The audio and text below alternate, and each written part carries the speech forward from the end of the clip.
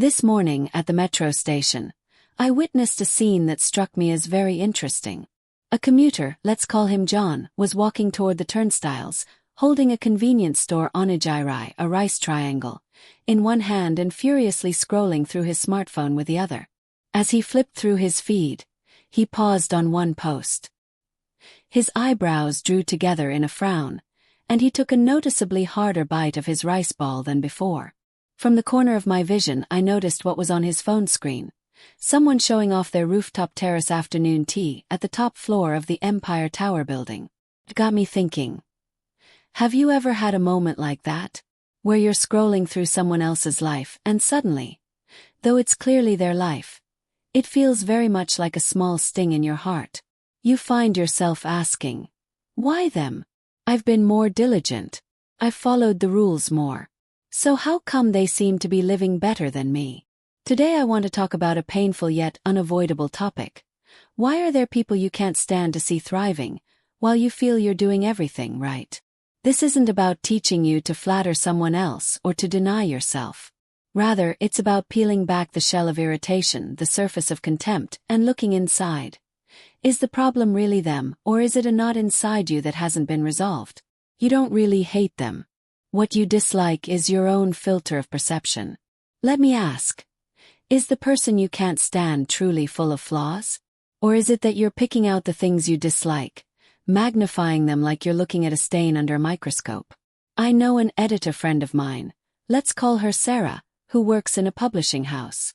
She used to say, "My colleague is so fake.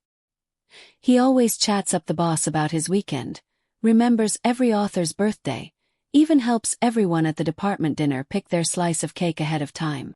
She was convinced this was all smooth, calculated pretense. Then once, an elderly author in their stable suddenly fell terribly ill. That colleague was the first to leap into action.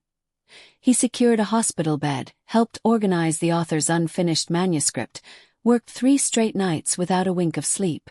Afterwards, Sarah said to me, "I only saw how he liked to ingratiate himself, but I didn't see how willing he was to do the work." Her disdain for his overly sociable nature was really the result of her own inability to be that thoughtful. As Carl Jung once said, everyone carries a shadow, the part of ourselves we do not wish to acknowledge. That person you can't stand. They might be reflecting a part of yourself that you haven't allowed. Maybe you hate someone's rigid rule following because you yourself are tightly bound by the rules, but you secretly envy how flexibly they handle life. Maybe you despise someone's boldness because you've grown used to staying under the radar, and you secretly long to be seen. Perhaps you resent someone's strokes of good luck because you're afraid to take risks, but you're unwilling to miss your shot. When we were children watching movies, we liked to divide people into good guys and bad guys. But as adults we realize life isn't black and white. The person you sneer at for getting ahead through connections might, while you were binging television after work, have been staying late analyzing industry reports. The person you think lacks tact might, while you're agonizing how to say no, have already said no and moved on. When you label someone annoying, what you're really doing is setting a limit on your own perception. You're choosing not to accept that there might be another way to live, maybe one you've subconsciously wanted but dared not follow. Resentment, or can't stand, is one of the most draining forms of internal friction. While you're ranting, someone else is busy doing. Have you ever tallied how much time you spend being irritated? During work you gripe about your boss's decisions. At lunch you complain to friends about someone's good fortune. At night, lying in bed, you replay, "What did they do that I didn't?" These hours add up. They could have been used to learn a new skill, write a paragraph, or have a meaningful chat with a loved one. I'd like to share a story I remembered from a night market food stall. 2 adjacent vendors. One sells hot dogs. The other sells a specialty sausage-wrapped rice treat. The sausage rice vendor constantly grumbled to customers. "The hot dog stand next door uses cheap buns. How do they get more business than me?" He spent hours watching the other stall's foot traffic, trying to sabotage them, loudly proclaiming, "Our ingredients are purchased fresh each morning." Meanwhile, the hot dog vendor every morning walked to the local fish market to pick fresh buns and researched how to make the exterior crispier. On busy nights he'd throw in a handful of complimentary pickles for loyal patrons. Eventually the sausage rice stall dwindled and closed, while the hot dog vendor expanded to 3 branches. Friedrich Nietzsche said, "A person who has a reason to live can bear almost anyhow." Those people you think are living better than you, they're not spending their energy on complaining about others. They know what they want, so they filter out the noise. You're worrying, why doesn't he follow the rules? While over there he's busy thinking, how can I solve the problem in the quickest way? You're muttering, he got lucky again, while he's quietly preparing the next opportunity.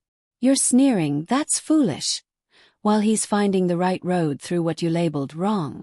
Spending your life comparing, judging, being irritated, it's like falling into a black hole. Drains your time, energy, mood. You stare at someone else's life feed like guarding a tiny patch of land, yourself, while ignoring watering and fertilizing your own. Then someone else's crop thrives, while your plot grows weeds. 3 common psychological traps when you are stuck in, I can't stand them. Let's unpack 3 traps that often lie behind how we get stuck, resentful, frustrated, and how to break free. 1. Projection. We project our own shortcomings onto others and call them the problem. For instance, you're conflict avoidant, so you judge someone who speaks loudly as rude. You procrastinate, so you call someone working late as pretending to be busy.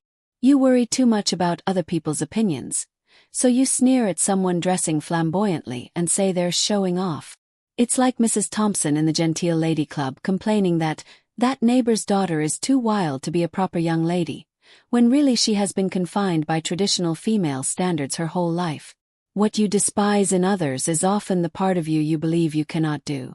2. Sour grapes. The thing I can't have must be worthless. In psychology there's a term called cognitive dissonance. When you see someone else owning something you wish you had, you might downgrade its value to soothe your inner discomfort.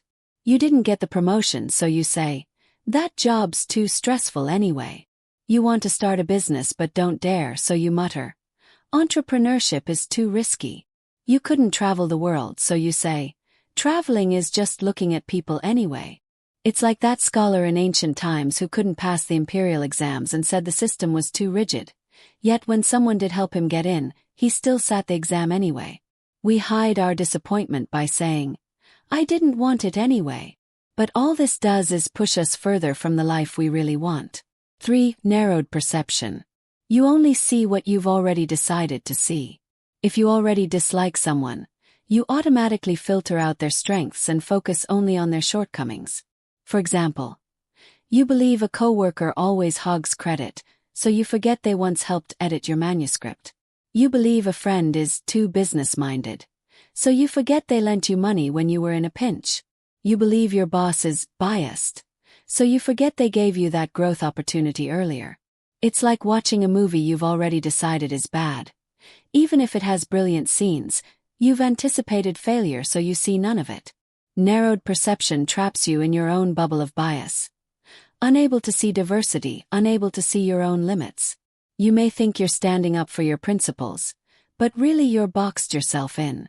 The truth about people who look like they're living better. Have you ever wondered whether those people you dislike actually live better than you, or whether you're simply measuring their lives by your standards? During the spring and autumn period of ancient China, there was an official in the state of Qi named Yan Ing. He was short, plain-looking, lacked imposing presence. Many people doubted him. Some thought he lacked dignity. Others that he was too blunt, not tactful. Yet Yan Ing paid no mind. He focused on his mission, strengthening Qi. He advised Duke Jing of Qi to reduce taxes on the people. He served on a diplomatic mission to Chu, emphasizing dignity. He recommended talented individuals, even if more famous than himself. Eventually he earned great acclaim and is remembered by posterity. Meanwhile, those who dismissed him, history barely noted them. His story illustrates, living well is never about being better than others.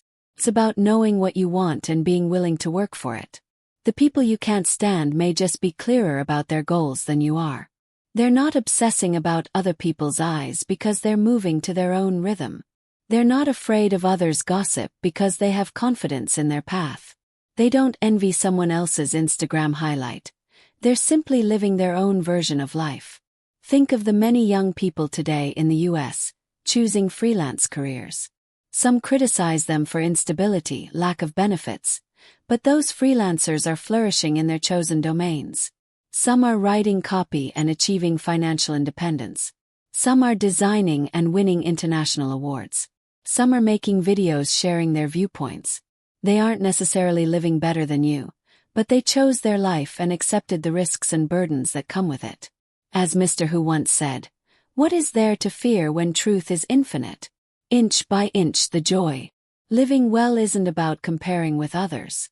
It's about conversing with yourself. You know what you like. You know what you dislike. You know what you're good at. You know where you're weak. You know what kind of life you want, and you're willing to work for it. When you redirect your attention back to yourself, you'll realize how well others live is not what matters. What matters is whether you're living the life you want. How to stop resenting others and pull your focus back onto your own life. Having said all that, you might ask, I don't want to be resentful, but I just can't help myself. Alright.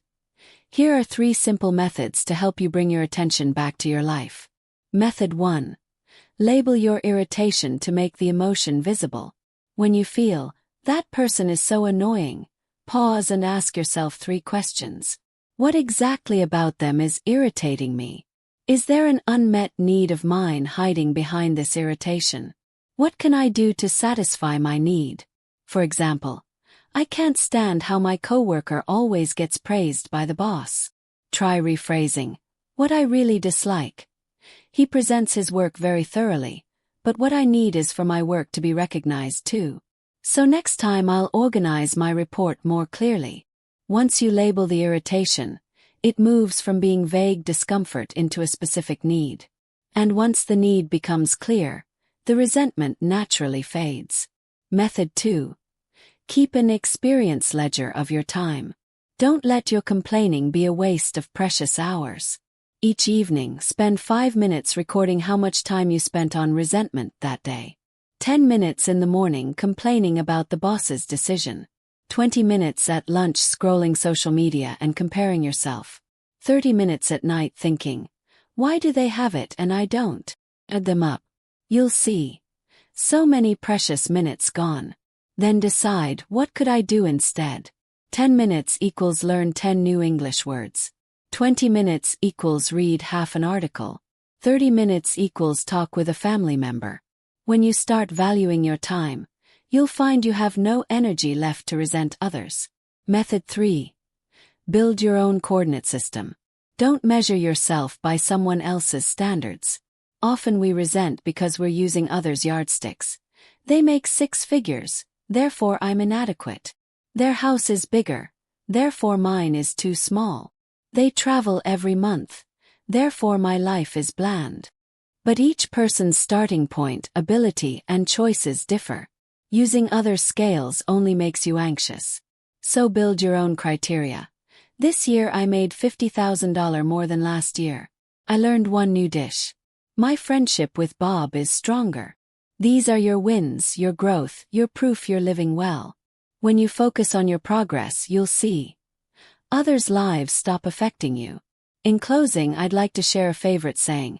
Life is like a marathon, not about who runs fastest, but about who can finish. The people you resent may only be slightly ahead in one phase, but that doesn't mean you're destined to lose. The ones you admire may also have troubles. They're just hidden. Stop wasting time on resentment. You have your own path to walk, your own dreams to chase, your own life to live. When you bring your attention back to yourself, eat your meal consciously, do your work well, live with heart, you'll discover you can live the life you love, and even become someone others admire. I hope today's message helps you untangle the knots in your heart. If there's anything you'd like to share, you're welcome to leave a comment below. Until next time, thank you for listening, and I wish you a joyful life.